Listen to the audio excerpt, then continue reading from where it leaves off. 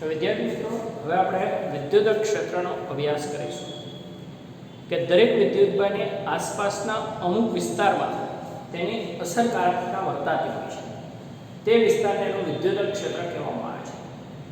દાખલા તરીકે આકૃતિમાં ઉગમ બિંદુ પર કેપિટલ Q જેટલો બિંદુવત વિદ્યુતભાર મૂકેલો છે. હવે એની આસપાસ આપણને કંઈ દેખાતું નથી, કંઈ અનુભવાતું નથી, પરંતુ એ ઉગમ બિંદુની સાપેક્ષ r સ્થાન સદિશ ધરાવતા કોઈ બિંદુએ સ્મોલ q વિદ્યુતભાર મૂકવામાં આવે તો શું થશે? કેપિટલ Q સ્મોલ q પર બળ લગાડે છે. તો હકીકતમાં q ની આસપાસ કંઈ છે કે નથી? જો કંઈ જ ન હોય તો આ q વીજભાર આના પર દૂરથી બળ કેવી રીતે લગાડી શકીએ? એટલે એ નક્કી થયું કે દરેક વિદ્યુતભારની આસપાસના અમુક વિસ્તારમાં એની અસરકારકતા હોય છે.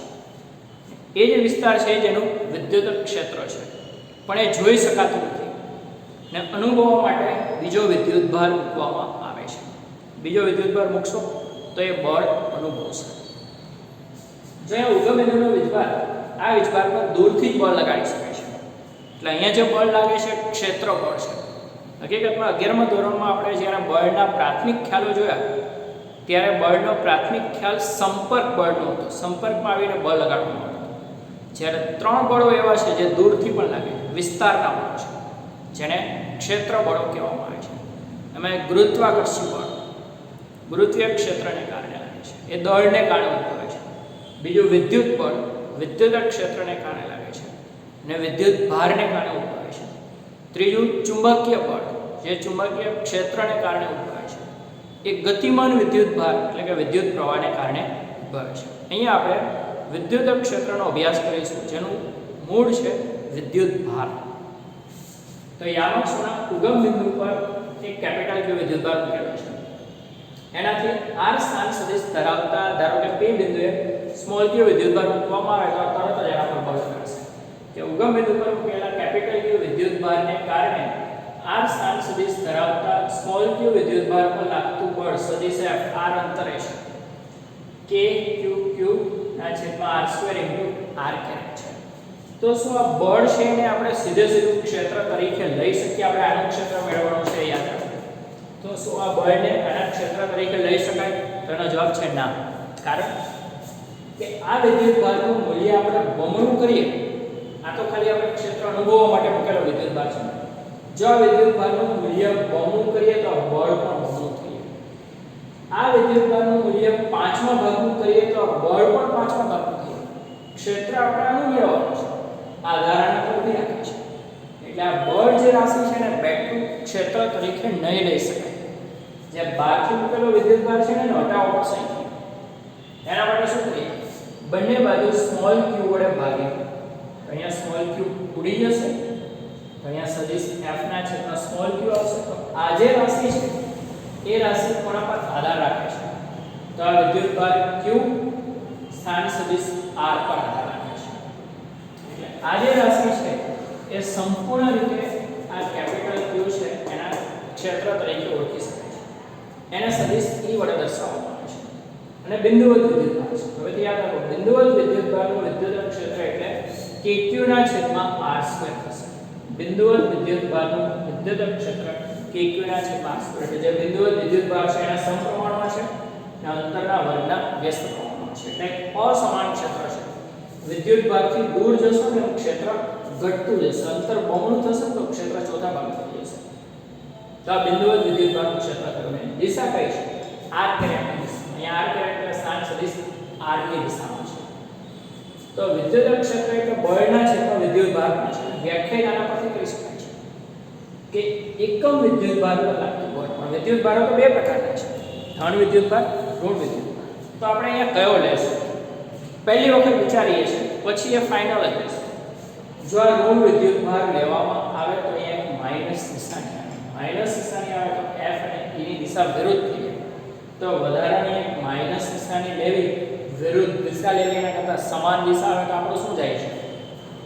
એટલે આ જે વિદ્યુતભાર છે કેવો લેવામાં આવશે? ધન વિદ્યુતભાર લેવામાં આવશે.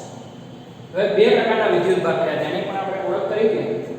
આ જે કેપિટલ Q છે જે ક્ષેત્ર ઉત્પન્ન કરતો વિદ્યુતભાર છે, આ મૂળ વિદ્યુતભાર છે એટલે સ્ત્રોત વિદ્યુતભાર, જથ્થાનો વિદ્યુતભાર. કેપિટલ અને સ્મોલ q તો આનું ક્ષેત્ર નક્કી કરવા માટે અનુભવવા માટે આપણે મૂકીએ છીએ તો એને પરીક્ષણ વિદ્યુતભાર ટેસ્ટિંગ ચાર્જ છે સ્મોલ q. કેપિટલ q છે મૂળ કે સ્ત્રોત વિદ્યુતભાર છે સોર્સ ચાર્જ જેને કહેવામાં આવે છે એનું ક્ષેત્ર મૂળ આ જ છે આ તો નક્કી કરવા માટે ખાલી પરીક્ષણ વિદ્યુતભાર મૂકીએ છીએ પણ એ ધન મૂકવાનું આ ગમે તે હોઈ શકે ધન કે ઋણ પરીક્ષણ વિદ્યુતભાર હંમેશા ધન લેવામાં આવશે અને વ્યાખ્યામાં તો આપણે એકમ ધન વીજભાર કહીએ છીએ તો એકમ ધન વીજભાર પર લાગતા વિદ્યુત બળને વિદ્યુત ક્ષેત્રની તીવ્રતા કહેવામાં આવે છે. વિદ્યુત ક્ષેત્રની તીવ્રતાનો SI એકમ શું થશે તો કે બળના ક્ષેત્રમાં વિદ્યુતભાર છે એટલે ન્યૂટન પ્રતિ કુલમ્બ એનો એકમ થશે. બીજો એક વોલ્ટ પ્રતિ મીટર એકમ પણ આવે છે આના પછીના ચેપ્ટરમાં આવે એટલે અત્યારે એની ચર્ચા કરવાનો પ્રયત્ન નથી. પારિમાણિક સૂત્ર શું થશે બળનું પારિમાણિક સૂત્ર દળ ગુણ્યા પ્રવેગ m1 l1 t - છેદમાં coulomb ampere * second t1 a1 અંશમાં તો વિદ્યુત ક્ષેત્રનું પારિમાણિક સૂત્ર m1 l2 t - t અને a - 1 થશે અને વિદ્યુત ક્ષેત્ર E ની દિશા તો ધન વિદ્યુતભાર પર લાગતા બળની દિશામાં લેવામાં આવે છે. તો આ ખાસ ક્ષેત્રની દિશા ધન વિદ્યુતભાર પર લાગતા બળની દિશામાં ક્ષેત્રનું મૂલ્ય બળ ભાગ્યા પરીક્ષણ વિદ્યુતભાર એકમ પારિમાણિક સૂત્ર કહેવાય. હવે ક્ષેત્રને આપણે જોઈ શકતા નથી પરંતુ એનું ચિત્રાત્મક નિરૂપણ કરવું હોય તો ક્ષેત્ર રેખાઓ દોરવામાં આવશે. ક્ષેત્ર રેખાનો વિગતવાર અભ્યાસ ચેપ્ટરમાં આગળ આવશે પણ અત્યારે આપણે ટૂંકમાં એને સમજાવે તો કંઈક આમ છે કે ધારો કે બિંદુએ ધન વીજભાર એમ મૂકેલો છે પ્લસ કેપિટલ તો એનું ક્ષેત્ર કેવું હશે જો ગોપન નથી અહીંયા બિંદુએ ધન વીજભાર મૂકેલો છે પરીક્ષણ વીજભાર તો ધન જ લેવાનો છે હું અહીંયા પરીક્ષણ વીજભાર મૂકું છું તો બળ કઈ દિશામાં લાગશે બંને સજાતીય વીજભાર છે અપાકર્ષણ આપણે નાના પર લાગતા બળની વાત કરવાની દૂર કરો. અહીંયા હું પરીક્ષણ વીજભાર મૂકું ધન બળ આ બાજુ લાગશે અહીંયા મૂકું છું બળ આ બાજુ લાગશે એટલે નક્કી થઈ ગયું કે બિંદુએ ધન વિદ્યુતભારનું ક્ષેત્ર ત્રિજ્યાવર્તી બહારની તરફ છે. અહીંયા મૂકું તો બળ નહીં લાગે એવું નથી અહીંયા બી બળ લાગશે આ દિશામાં લાગશે અહીંયા મૂકું તો બળ આ દિશામાં લાગશે એટલે બિંદુએ ધન વિદ્યુતભારનું ક્ષેત્ર ત્રિજ્યાવર્તી બહારની તરફ આવશે ત્રિજ્યાવર્તી બહાર અને ત્રિપરિમાણમાં અહીંયા વિદ્યુતભાર મૂકેલો હોય તો ત્રિપરિમાણમાં હશે પણ આપણે અહીંયા સમતલમાં દ્વિપરિમાણમાં બતાવે છે. તો બિંદુએ ધન વિદ્યુતભારનું ક્ષેત્ર છે ત્રિજ્યાવર્તી બહારની તરફ. તો બિંદુએ ઋણ વિદ્યુતભારનું ક્ષેત્ર કેવું હશે અહીંયા બિંદુએ ઋણ વિદ્યુતભાર મૂકેલો છે -2. હવે પરીક્ષણ વિદ્યુતભાર તો ધન લેવાનો છે અહીંયા હું ધન વિદ્યુતભાર મૂકું તો આકર્ષણ સજાતીય વિદ્યુતભાર આ તરફ મૂકી છે. અહીંયા હું પરીક્ષણ વિદ્યુતભાર મૂકું ધન તો આ બાજુ જશે અહીંયા મૂકું તો આ બાજુ જશે. તો બિંદુએ ઋણ વિદ્યુતભારનું ક્ષેત્ર છે ત્રિજ્યાવર્તી અંદરની તરફ. બંને ત્રિજ્યાવર્તી તો છે જ ત્રિપરિમાણમાં છે પણ ધન વીજભાર માટે બહારની તરફ અને ઋણ વીજભાર માટે અંદરની તરફ. તો બિંદુએ વિદ્યુતભારના ક્ષેત્રમાં ખાલી મૂલ્ય જ મહત્વનું છે કે q = દિશા તો સહેલાઈથી નક્કી થઈ જાય.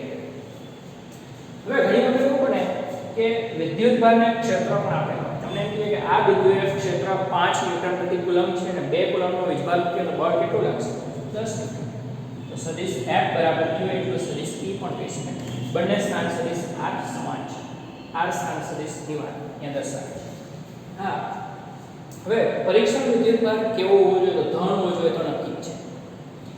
એવું બની શકે કે નાનો અમથો બિંદુવત વીજભાર છે કેપિટલ Q એનું ક્ષેત્ર નક્કી કરવા માટે બાજુમાં મોટો વીજભાર સ્મોલ q કીએ તો શું થશે તો આની પણ ક્ષેત્ર રેખાઓ નીકળતી હશે તો આની અસરકારકતા આના પર વધારે રહેશે. તો આવા સંજોગોમાં બંનેના ક્ષેત્ર મિક્સ થશે બંનેને અલગ નહીં તારવી શકાય. એટલે પરીક્ષણ વિદ્યુતભાર છે ટેસ્ટિંગ કરવા માટે આપણે મૂકીએ છીએ શક્ય એટલો નાનો હોવો જોઈએ. એટલે પરીક્ષણ વિદ્યુતભાર q છે એને એકદમ નાનો લેવાનો છે. લિમિટ q ટેન્ડ્સ ટુ 0 લેવાનો છે. વધારે સારી રીતે ક્ષેત્ર આ રીતે વ્યાખ્યાયિત થશે કે limit q tends to 0 F/q એટલે E થશે.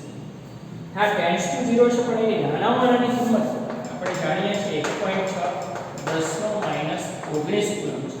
કારણ કે આના કરતા નાનો વિદ્યુતભાર તો આખા વિશ્વમાં કહી શકીએ નથી. એટલે પરીક્ષણ વિદ્યુતભારનું લઘુત્તમ મૂલ્ય આ છે ટેન્ડ્સ ટુ 0 છે -19 ઘાત છે. એટલે તો આ રીતે વિદ્યુત ક્ષેત્ર વ્યાખ્યાયિત થાય છે. તો બિંદુવત વિદ્યુતભારનું ક્ષેત્ર એટલે કે q ના છેદમાં r સ્ક્વેર યાદ રાખો. એકમ છે ન્યૂટન પ્રતિ કુલમ. પરિમાણીય ક્ષેત્ર દિશા ધન વિભાગમાં લાગતા બળની દિશામાં આવે છે. બે પ્રકારના વિદ્યુતભાર છે. એક ક્ષેત્ર ઉત્પન્ન કરે છે એટલે સ્ત્રોત વિદ્યુતભાર. એક ક્ષેત્ર નક્કી કરવા માટે મૂકવામાં આવે છે એટલે એક પરીક્ષણ વિદ્યુતભાર છે. પરીક્ષણ વિદ્યુતભાર શક્ય એટલો નાનો હોય ટેન્ડ્સ ટુ 0 એટલે વધારે સારી રીતે સદિશ E limit q tends to 0 સદિશ f/q થશે. વ્યાપક રૂપે ક્ષેત્રની દિશાની વાત કરીએ તો બિંદુવત ધન વિજભારનું ક્ષેત્ર ત્રિજ્યાવર્તી બહારની તરફ હોય છે અને બિંદુવત ઋણ વિજભારનું ક્ષેત્ર ત્રિજ્યાવર્તી અંદરની તરફ હોય છે. એ ખાસ યાદ રાખવાનું રહેશે.